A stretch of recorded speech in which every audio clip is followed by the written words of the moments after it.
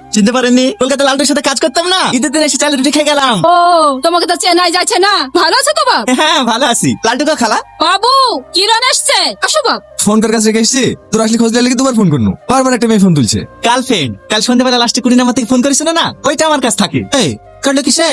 কাজ করতে কেটে গেছে। এইটা ভাবি নাকি? তোমার কথা খুব শুনলাম লালটুর মুখে, খুব ভালো গান করে বলে। এটা গান করে দেখি।